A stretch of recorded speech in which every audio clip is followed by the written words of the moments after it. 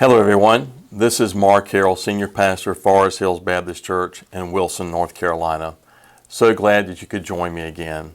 We're going to be talking about today as we move further on with 1st and 2nd Peter about the Royal Priesthood. And this text comes from 1 Peter chapter 2, verses 9 through 12.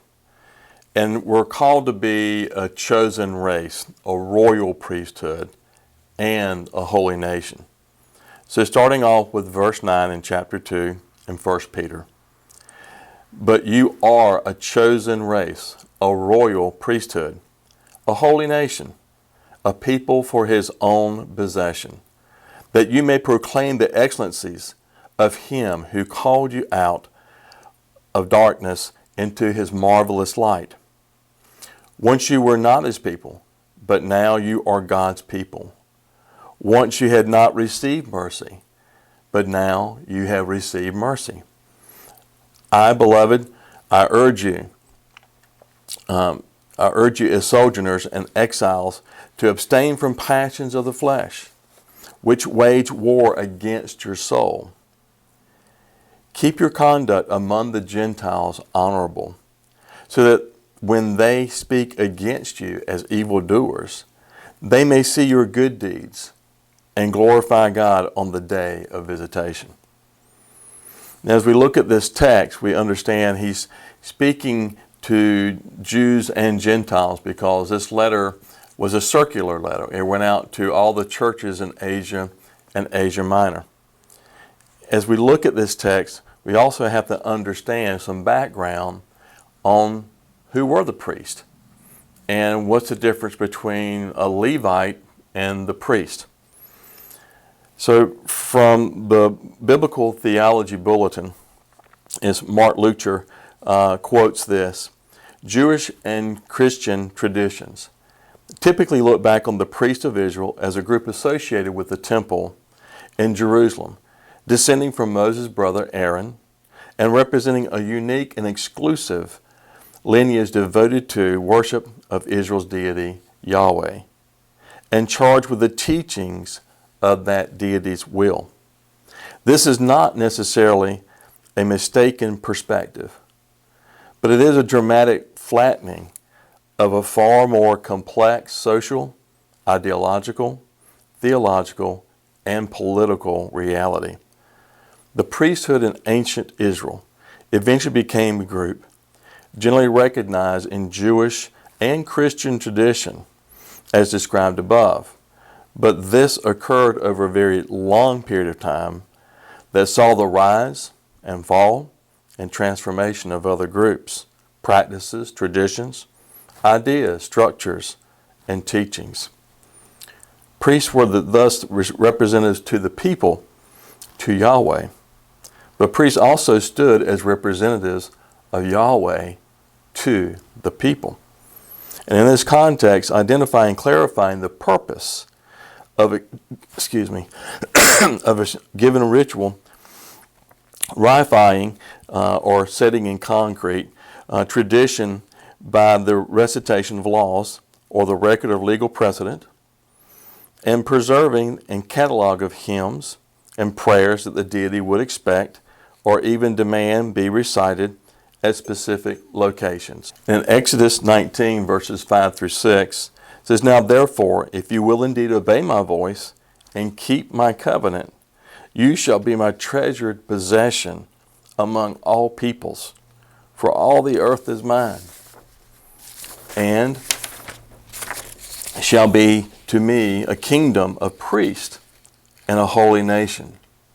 Now these are the words that you shall speak to the people of Israel. Exodus 30 through 31. You shall anoint Aaron and his sons and consecrate them that they may serve me as priests. And you shall say to the people of Israel, This shall be my holy anointing oil throughout your generations. Excuse me. So we understand now that the priests came from the lineage of Aaron, and they were to serve the people and represent Yahweh to them, and also be Yahweh to the people. So how can we be a kingdom of priests? We're Gentiles. It's very difficult as you think about having to be of that lineage of Aaron. We're not of that lineage. But yet Peter calls us the royal priesthood. So unless you were a descendant of Aaron, you could not be a priest. Adam Clarke, which is one of the commentators I love to use, explains it this way.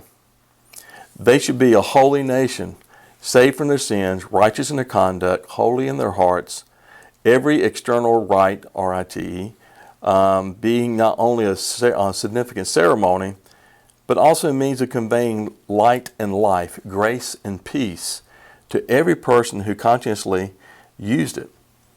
So think about this. If Aaron's sons were to be the priest, then who were the Levites? So in Numbers, in chapter 3, 5 through 9, and the Lord spoke to Moses, saying, Bring the tribe of Levi near, and set them apart before Aaron the priest, that they may minister to him. They shall guard over him and over the whole congregation before the tent of meeting, as a minister at the tabernacle. They shall guard all the furnishings of the tent of the meeting, and keep guard over the people of Israel as they minister at the tabernacle. And you shall give to the Levites to Aaron and his sons. They are wholly given to him from among the people of Israel. So God chose the tribe of Levi to be guardians assigned to Aaron. So the Levites were not the priest. They were not of the lineage of Aaron. They were of the tribe of Levi. So we have to remember, we look at 1 Peter, and it's written to Gentiles and Jews. And this was again through Asia and Asia Minor. So I can only imagine when the Jews read this and thinking about how can our Gentile brothers be a royal priesthood. And Peter does explain again how this happens. So the chosen race, the holy nation, a people for God's own possession, includes now Jews and Gentiles because of the work and passion of Jesus Christ. Now, before I went to seminary, for some reason, a lot of people would always ask me, are you a pastor? And I always responded this way. All believers are part of the priesthood. Doesn't matter where we come from as long as we have given our lives to Christ. We're all called out, and that word basically is sanctified, that God has called us out, made us separate of the world to serve Him. We don't believe the way the world does. We act differently, or at least we're supposed to, and we are to live by faith and not by sight like the world does. The royal priesthood doesn't require a fancy robe, a seminary degree, or worship in a certain location or building. It only requires the saving grace of Jesus Christ. The priest's robe is actually described in Exodus 28, 1 through 4. You shall bring forward your brother Aaron with his sons from among the Israelites to serve me as priests. Make sacred vestments, which would be robes, for your brother Aaron for dignity and adornment. These are the vestments they are to make. A breastpiece that would go over the chest, an ephod, a robe, a fringed tunic, a headdress, and a sash. They shall make those sacred vestments for your brother Aaron and his sons for priestly service to me. Now, that's a pretty strict dress code when we think about what we wear to church these days and what we see people wear. But this form of worship was carried out by the priest, and it was supported by the Levites. And it may seem sort of cold and informal, but let me remind you that every good Jew took these formalities of worship seriously. Upon the death of Christ, the veil of the temple was rent in two. And this signifies that no longer do people have to approach God through the priest.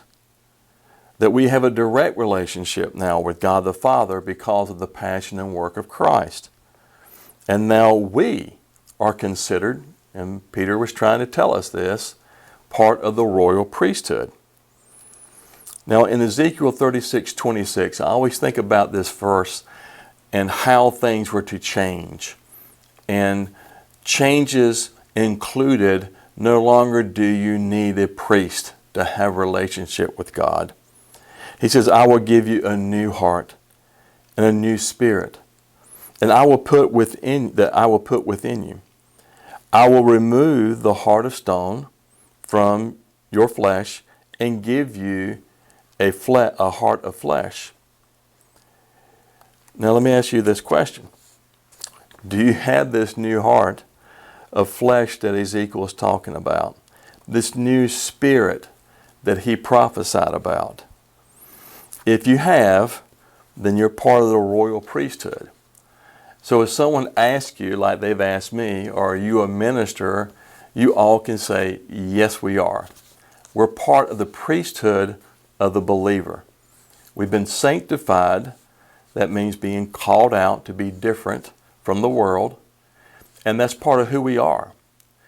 So when you see this text coming up Sunday in our next sermon, think about how it relates to the traditional priest and what they were to be and what they are now because of the death and resurrection of Jesus Christ. Thank you again for joining me, and I hope to see you Sunday.